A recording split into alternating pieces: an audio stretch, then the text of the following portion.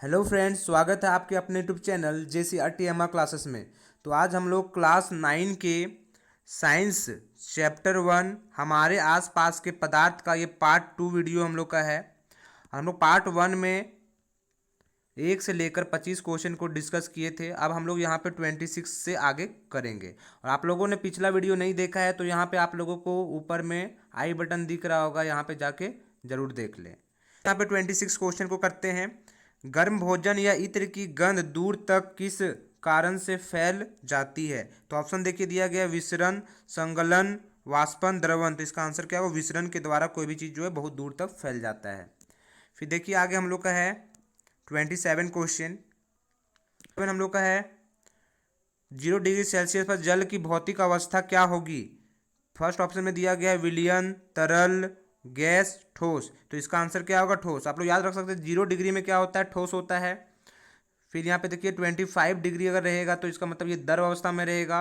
और 100 डिग्री अगर दिया हुआ रहेगा तो 100 डिग्री में क्या होता है? जल उबलने लगता है, तो क्वथनांक बोल सकते हैं। फिर देखिए यहाँ पे 250 अगर आप लोगों को दिया हुआ है तो इसका मतलब समझना ये जो है गैस अवस्था में पाया जाएगा। तो आगे देखिए यहाँ पे दिया गया, ये सब आप लोग जो यहाँ पे दिया गया है इसको नोट भी कर लीजिएगा कि 0 डिग्री में क्या होता है? 0 डिग्री में ठोस होता है, 25 डिग्री में द्रव होता है, 100 डिग्री में क्या होता है? उबलना शुरू करता है, और 250 डिग्री में गैस अवस्था में पाया जाता है। तो देखिए यहाँ 28 नंबर हम लोग का दिया गया है, कप की अपेक्षा प्लेट में चाय का तापमान होता है।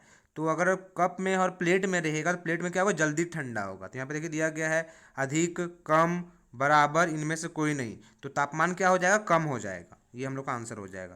फिर देखिए यहाँ दिया गया है 250 डिग्री सेल्सियस पर जल की भौतिक अवस्था क्या होगी? तो ये क्या होगा? 250 में बताया, इसका आंसर हो जाएगा गैस अवस्था में। देखिए यहाँ पे ऑप्शन में दिया होगा गैस अवस्था में। तो इसका आंसर देखिए 3rd नंबर हो जाएगा। फिर देखिए हम लोग को यहाँ 30 नंबर जो क्वेश्चन दिया गया है, गैस का द्रव में परिवर्तन कहलाता है गैसीकरण, ऊर्ध्वपातन, संघनन, जमना। तो इसका आंसर क्या हो जाएगा? संघनन। फिर देखिए यहाँ पे 31 नंबर क्वेश्चन हम लोग को दिया है, ठोस से गैस में परिवर्तन कहलाता है। तो ठोस से जब गैस में परिवर्तन हो जाएगा तो उसका मतलब वो क्या हो गया? ऊर्ध्वपातन। यहाँ पे इसका आंसर क्या हो जाएगा?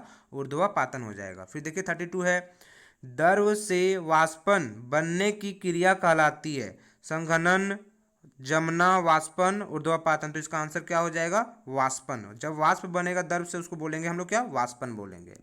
फिर देखिए नेक्स्ट क्वेश्चन हम लोग का है 33, 25 डिग्री सेल्सियस पर जल की भौतिक अवस्था क्या होगी? तो इसका आंसर क्या हो जाएगा? 25 में था, द्रव अवस्था में पाया जाएगा। फिर देखिए यहाँ पे दिया गया 34 में हम लोग का 100 डिग्री सेल्सियस पर क्या होता है? जल क्या करता है? उबलना शुरू करता है।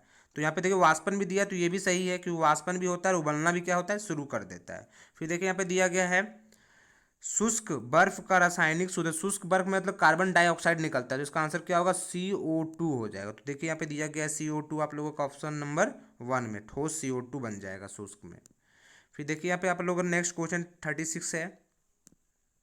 यहाँ पे दिया गया जब वाष्पन संघनित होता है तो क्या होता है? फर्स्ट का ऑप्शन दिया, यह ऊष्मा अवशोषित करती है, यह ऊष्मा उत्सर्जित करती है, उसका ताप बढ़ जाता है, उसका ताप घट जाता है। तो इसका आंसर क्या होगा? उसका ताप घट जाता है, 4 नंबर।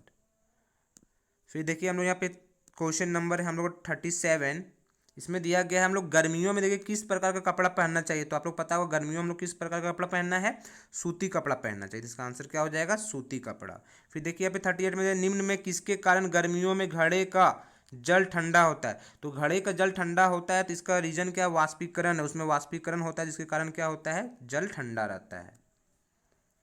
फिर यहाँ पे देखिए नेक्स्ट हम लोग का 39 है, और ये बहुत ही ज़्यादा इंपॉर्टेंट क्वेश्चन है, आप लोग याद रखना है। ताप का एसआई मात्रक है degree Celsius, Fahrenheit, kelvin, joule. तो इसका आंसर क्या हो जाएगा? केल्विन। जब भी ताप रहे, तापमान रहे, इसका आंसर क्या करना है? केल्विन करना है। फिर देखिए यहाँ पे 40 नंबर क्वेश्चन हम लोग का है, गुप्त ऊष्मा का मात्रक है कैलोरी, जूल, कैलोरी पर डिग्री सेल्सियस, या फिर किलो जूल पर केजी। तो इसका आंसर क्या हो जाएगा? किलो जूल पर केजी। यहाँ पे केजे का मतलब हो गया किलो जूल हो जाएगा। फिर यहाँ पे देखिए आगे आप लोगों को दिया गया है, निम्न में सबसे अधिक संपीड़ित कौन है? ठोस, द्रव, गैस, इनमें से कोई नहीं। तो इसका आंसर क्या हो जाएगा? गैस हो जाएगा। फिर देखिए दिया गया 1 कैलोरी बराबर होता है 1 जूल, 4.18 जूल, या फिर 0.24 जूल, या इनमें से कोई नहीं। तो इसका आंसर क्या हो जाएगा? 18 जूल हो जाएगा इसका आंसर। फिर देखिए आगे आप लोग दिया गया क्वेश्चन 43 में, बर्फ के गलन की गुप्त उष्मा होती है, तो इसका आंसर देखिए यहाँ पे दिया गया ऑप्शन में हम लोग का 335 किलो जूल पर केजी, या फिर 2260 किलो जूल पर केजी, या फिर 322 किलो जूल पर केजी, या इनमें से कोई नहीं। तो इसका आंसर क्या हो जाएगा 335 किलो जूल पर केजी। फिर देखिए यहाँ पे दिया गया है द्रव के वाष्पन की गुप्त उष्मा होती है, तो यहाँ पे द्रव के वाष्पन का गुप्त उष्मा याद रख लीजिएगा आप लोग कितना होता है 2260 किलो जूल पर केजी। अब आगे देखिए यहाँ दिया गया है कौन तीव्रता विसरित होती है, तीव्रता मतलब सबसे ज़्यादा जल्दी फैलता है, कौन फैलता है ठोस द्रव गैस, इनमें से कोई नहीं, सबसे जल्दी कौन फैलेगा गैस फैल जाएगा।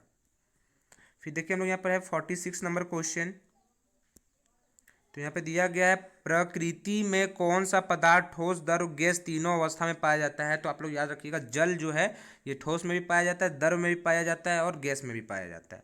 फिर देखिए हम लोग 47 है, पदार्थ की किस अवस्था में अंतरानुक बल प्रबलतम होता है, तो प्रबलतम सबसे ज़्यादा किस में होता है, ये ठोस में होता है, याद रखना आप लोग किस में होता है ठोस में होता है। फिर देखिए 48 है, निम्न में सबसे कम घनत्व किसका है, पानी, लोहा, रुई या शहद, तो किस सबसे कम घनत्व किसका होगा रुई का होगा। तो यहाँ देखिए लोग 49 है, वह कौन सा ताप है जिस पर फ़ारेनहाइट सेल्सियस दोनों थर्मामीटर एक ही पठन बतलाते हैं, तो इसका आंसर हम लोग को याद रखना है, ये बहुत ज़्यादा इंपॉर्टेंट क्वेश्चन आप लोगों का रहेगा, -40 डिग्री फ़ारेनहाइट एवं -40 डिग्री सेल्सियस, यही आप लोग याद रखना है। फिर देखिए हम लोग का नेक्स्ट क्वेश्चन यहाँ पर है 50 नंबर, जो कि ये भी बहुत बार पूछा गया क्वेश्चन है। तो यहाँ पे देखिए दिया गया है एक स्वस्थ मनुष्य के शरीर का ताप होता है, तो तापमान कितना होता है हम लोग का देखिए यहाँ पे दिया गया 97 डिग्री फ़ारेनहाइट, 98 डिग्री फ़ारेनहाइट, या फिर 98.6 डिग्री फ़ारेनहाइट, या फिर 100 डिग्री फ़ारेनहाइट। तो इसका आंसर याद रखना आप लोग कितना होगा 98.6 डिग्री फ़ारेनहाइट।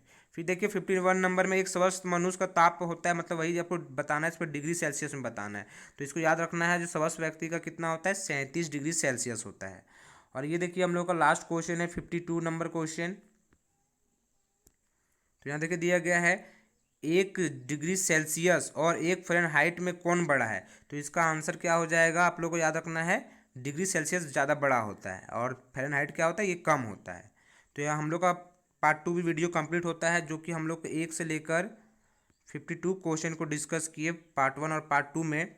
तो आप लोगों को एग्ज़ाम के लिए टर्म 1 के लिए बहुत ही ज़्यादा इंपॉर्टेंट है, और चैनल पर पहली बार जुड़े तो चैनल को जरूर सब्सक्राइब करें और दोस्तों के साथ ज़्यादा से ज़्यादा शेयर करें। थैंक यू, जय हिंद।